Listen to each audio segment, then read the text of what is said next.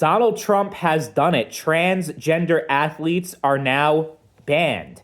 The NCAA just announced that they're no longer allowing biological males to participate in women's sports due to the Trump executive order. And I'm like, the first reaction that I had in my head was like, if he could just, with the stroke of a pen, get this done, why didn't he do this during his first administration? I mean, to be fair, during his first term, he wasn't really talking as much about gender and trans stuff as he is now, where that's like one of the focal points of his campaign. And I saw a poll that actually, like, my jaw dropped to the floor looking at it. I know polls, take them with a grain of salt, but I think it really encapsulates the public perception towards transgenderism and transgender athletes specifically. Over 75% of Americans, according to a poll, over 75% support banning transgender athletes from sports. And also 60% of Democrats, which is insane. Because this is one of the biggest things that critics of Trump are going after him, calling him, this is an example of Trump fascism and all these different things, these different talking points that they say about how he's just another Adolf Hitler and he's doing all these horrible things to hurt minorities you guys know what they say about Trump and Trump supporters, how evil and racist they are, and the transphobia, and they're so hateful. But of all of the different executive orders that Trump has done so far, and he's done a lot of them in the 2.5 weeks of his presidency so far, this is actually the most popular one that he's done. The most amount of people support this more than any other executive order that he's signed.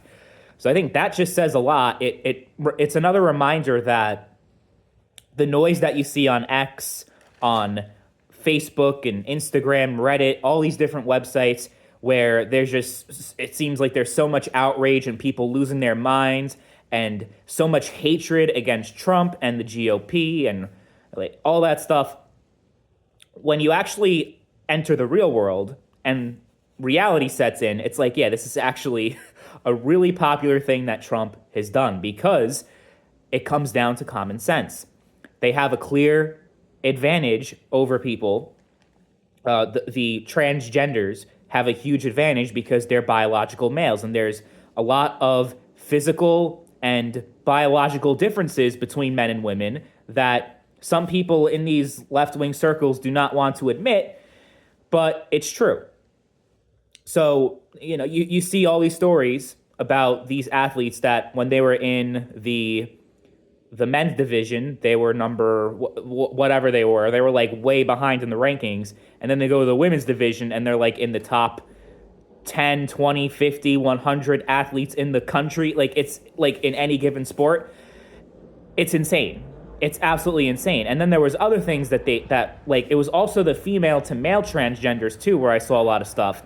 Like I remember Mac Beggs, the wrestler. That was another issue where they had. So for some reason, they let the men compete in the women's sports, but they didn't let the women compete in the men's sports. The women, with all their testosterone and everything, the transgender males, were still able to compete in women's sports. So they also had a huge advantage. And I think your average person looks at that and says, yeah, that's not fair, that's bullshit, and they need to get rid of it. So it's finally happened after so many years of debate and back and forth over this. Finally getting shit done. Donald Trump, like my last video, he's accomplishing so many things in his presidency, and we're just getting started. A lot of people didn't like that video that I made, but it's reality. He has shown more leadership and more effectiveness, and he is just so much more accomplished in 2 weeks than Joe Biden was in 4 years. And I would argue more than Donald Trump himself was in 4 years. I mean, He did an okay job in his first term, but this one just seems so much better already, and we're only getting started. We're still in February, guys, and it's not even been a full month since he was sworn in, and it already feels like it's been so much, and he's doing so many things. He's signing all these orders. He's doing all these interviews, and he's all over the place. So he's clearly not Joe Biden. Joe Biden was an absentee president that never showed up, never did anything. He was hiding because he didn't want people to see his cognitive decline. And then when it was finally shown in full display in that debate against Trump, the rest was history. And he was forced to drop out, replaced with Harris. I'm glad that happened because it was the best case scenario. I mean, he would have won by even more if Biden stayed in the race. Even like most Democrats would agree with that. The only person who would probably disagree with that would be Joe Biden himself and maybe Jill, which is completely delusional. Harris was in a pretty tough situation, but she was also a shitty candidate, so she deserved to lose and get her ass destroyed by Donald Trump. That did not... Hearing that... sometimes you say something and then when the words come out of your mouth, it's like, oh, did I actually just say that? Yeah, it's okay. I'm not going to edit that out or anything. It's just a fact though that like it was people debate whether or not it was a landslide or whatever, but it was still a decisive win and a convincing victory. And what we're seeing is the result of common sense finally coming back into our government, and I'm very happy to see it.